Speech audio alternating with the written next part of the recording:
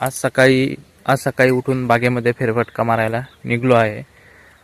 फेरफटका मारत असताना मोसंबीची खूप मोठ्या प्रमाणामध्ये ड्रॉपिंग होत आहे असे समजलं. तुम्हाला इथे तुम्ही बघू शकता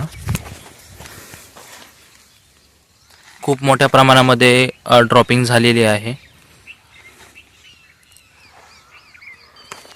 या ड्रॉपिंगचे कारण भरपूर सारे आहेत. कारण उन्हाचा खूप टेम्परेचर जास्त प्रमाणात आहे आणि पाण्याची पण थोडीशी कमी आहे आणि काही झाडाला अन्नद्रव्य पण कमी भेटत असतील, ते पण त्याचे कारण असू शकते. त्याच्यामुळे ड्रॉपिंग वाढलेली आहे.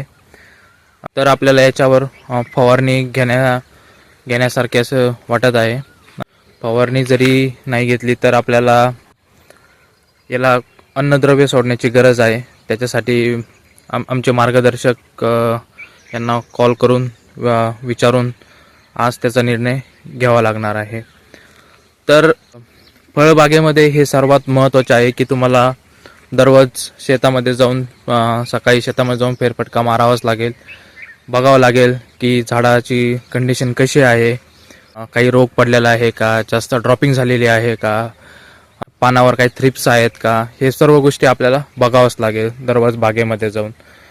तरच तुम्ही बागेच्या शेतीमध्ये यशस्वी ठराल. तर यापुढील जे पण आम्ही काय निर्णय घेणार आहे या ड्रॉपिंग संदर्भामध्ये, हे तुम्हाला इथे समोर दाखवलंच जाईल. आज सकाळी बघितल्याप्रमाणे आपल्या मोसंबीची खूप ड्रॉपिंग होत आहे. तर त्यासाठी आपण 2 औषधे आणलेली आहे. त्याला ड्रिपने आपण सोडणार आहे. त्यासाठी पहिलं आहे आपल्याकडं बोरॉन. आपण हे वनिता ॲग्रोचं बोरॉन यूज करणार आहे. याच्यामधून फळांची वाढ होते आणि फळगळती थांबते आणि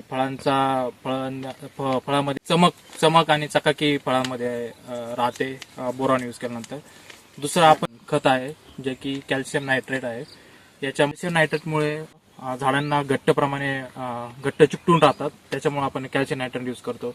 याचं आपण प्रमाण एकरी बोरॉन 250 ग्रॅम यूज करणार आहे आणि कॅल्शियम नायट्रेट एकरी आपण 5 किलो सोडणार आहे ड्रिपद्वारे. जर तुम्ही ही 2 खते योग्य प्रमाणात आणि योग्य वेळेस जर ड्रिपद्वारे जर सोडण्यात गेले तर आपल्या मोसंबीची फळगळती लवकरच थांबेल आणि आपल्याला योग्य प्रमाणात याचे रिझल्ट भेटतील.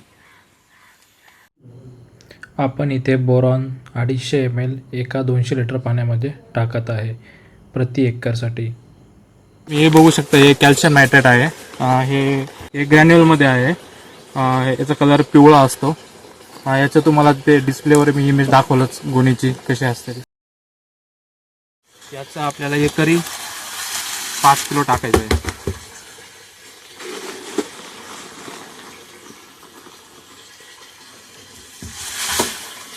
तुम्ही इथे बघू शकता, आपण आता खत सोडण्याच्या अगोदर 15 ते 20 मिनिट मोटर चालू केली आणि एवढी वल झालेली आहे. आणि आता याच्यानंतर आपण आपला STT पंप चालू करणार आहे खत सोडण्यासाठी.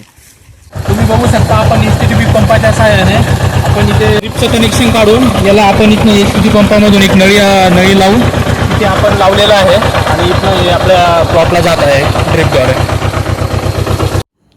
अशाच नवनवीन व्हिडिओ बघण्यासाठी N2N फार्मिंग या चॅनलला सबस्क्राईब करा.